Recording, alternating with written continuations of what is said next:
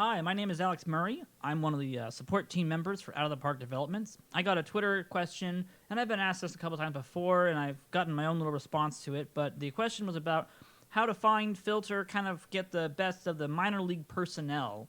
How do you basically handle minor league coach hirings, and how do you go about doing that in a way that increases your team and your development for your organization? So I wanted to go ahead and do a little quick video about that, explain how I've done it in the past, how I do it today, what I've learned and what I've experienced from the years I've played OOTP, and also kind of what you can glean from my experiences and kind of see if it works for you as well. So a typical situation in the off-season you're going to run into is you have a lot of openings. People retire, people expire on their contracts, you don't want them again. They've had bad years in the minor league system. You notice that they're last place by a good amount, and the team has some good players. It's not working. So you fire the entire coaching staff. You start from scratch. So I've got an example here of the Colorado Rockies. This is just a default start for opening day 2019. And I went ahead and fired all of the Dominican Republic League coaching staffs to demonstrate how I would go about doing this. So the best thing you can possibly do is, first, you need to understand how to best navigate to get to and from your personnel. So if you have vacancies, the best thing you can start with is understanding that if you click on the vacant number or little vacant text sign, it will take you straight to the available personnel's page on the transactions page or the transactions tab. So this is a really quick way, very fast, very easy to be able to get straight to your available personnel, people who are available in the market. Great way to be able to do that. Now, you don't have to go back to that personnel page. You don't have to. What you can do instead is you can use the current opportunity filter we have. Kind of like our filter, but it's a more advanced filter. It will only show you all of the available vacancies on your organization, which is so much easier than going back and forth every single time like we used to have. I think that was in either 18 or 19 when they added this new filter. But this has been a great way to be able to quickly get all of your personnel signed, and you can know exactly who is open at the moment. Now, it will not take them away until they have been signed. So you will want to make sure that you go from top to bottom or bottom to top. Don't go out of order, because otherwise you may hire someone for the same position twice or make some mix and match, and then you got problems. So anywho, let's start with the manager. Managers require a little bit of a couple different things. The reputation precedes a manager in terms of how good they are. However, do not rely solely on the reputation of a manager. Ken Maka is considered average. But what's more important about a manager is this page right here, the relationships page. How well they influence the development and how well they influence the relationship with the players that they're going to be managing. This is way more important than whether or not their reputation is poor, great, legendary, or unproven. You can find somebody else. I know the greatest example a lot of people use is Barry Larkin. Barry Larkin is one of the greatest managers that is unproven you can sign right now. And that's because he's a good. This is a better manager than Ken Maka. And Ken Maka is an average. So that's just to prove a point. You don't have to get the best reputation manager. You can find somebody else. There are other people out there. And that's where the tricky part comes in. You have to kind of know where to look for somebody. There's no ratings that are listed on this page that show off how good a manager is. The reputation is going to precede somebody. You're going to see some pretty good managers like Ivan De Jesus. He's pretty good. He's average. But he's had 21 years of experience. He's a good average. Good manager would be a decent one for a rookie system. But when you can get someone like a Barry Larkin who's unproven but can be good right off the bat, great find. So don't be afraid to search down. Don't be afraid to go down the list a little bit. Find some people that maybe you recognize. If you're doing an MLB default start or a live start, don't be afraid to go down the list. Try to find somebody who's maybe third or fourth page, maybe even all the way down to like page 11 if you want to. This only has 7 pages for this one right here, but for my Rich's Reds series with Rich Grisham, there are 11 pages of people I can pick from for most manager positions. So don't be afraid to go down the list and try to find somebody that you recognize a name for. But, always be aware that the personality of that player does have an influence. Like Devon White, he used to play center field, very good outfielder, but he wants to be a hitting coach. He would sign for a manager, but I don't know how good he would be because unfortunately I don't see those tabs. So you also need to make sure that whatever you're doing, you're looking at someone who actually wants to be a manager. Otherwise, you're not going to see those really important tabs that you're going to want to look for. So careful of that. But let's see if we can find somebody like Robin Ventura is a poor, but he's average good. Pretty good manager. Not too bad. He'd be fine. Now, you can always find bad ones, though, all right?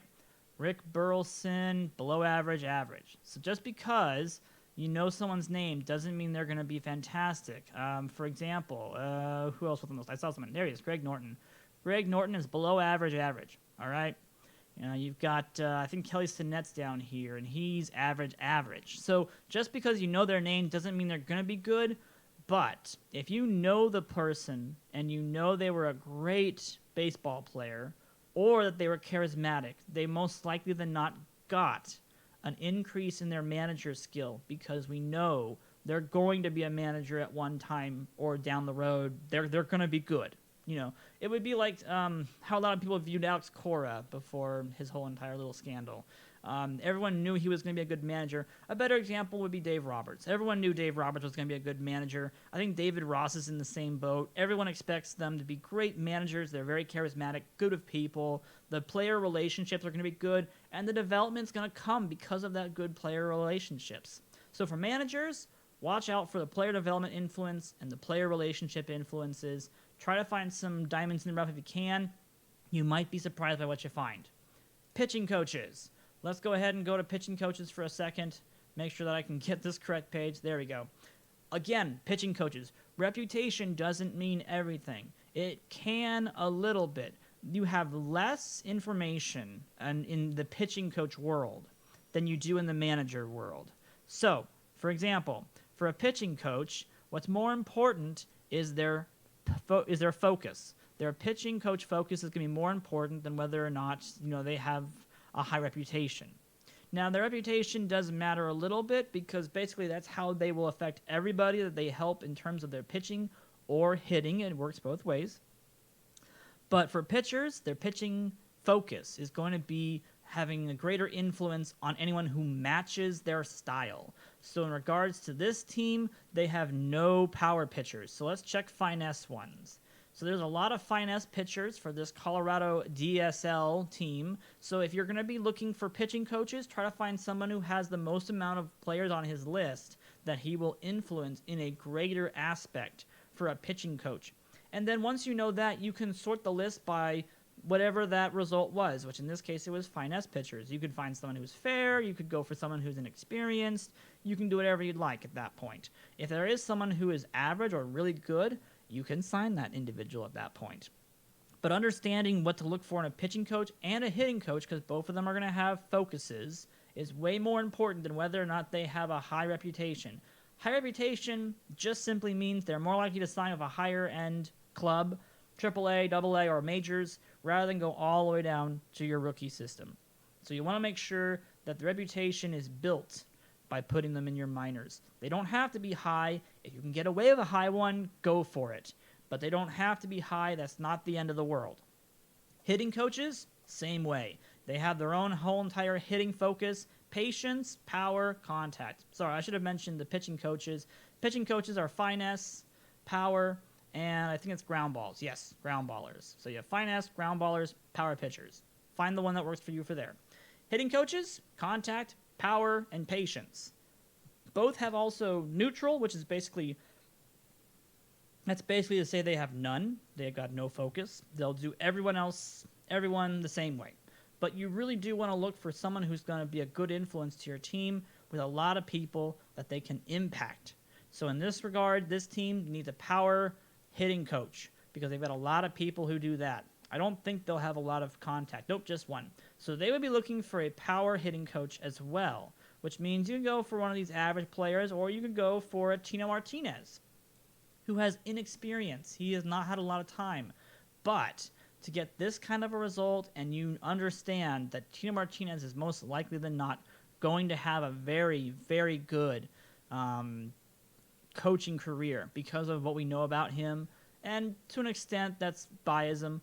But also, to an extent, we all believe that Tito Martinez would make a really good hitting coach, just like we all believe Mark McGwire would make a very good hitting coach because of their experience. Their experience will bring up their reputation over time. So that's what you're looking for with minor league coaches. You want them to match the hitting focus, the pitching focus, and then you really want to focus when you do managers. You want to focus first and foremost on if there's anybody who's really high reputation, give them a shot. See if they'll do a good job.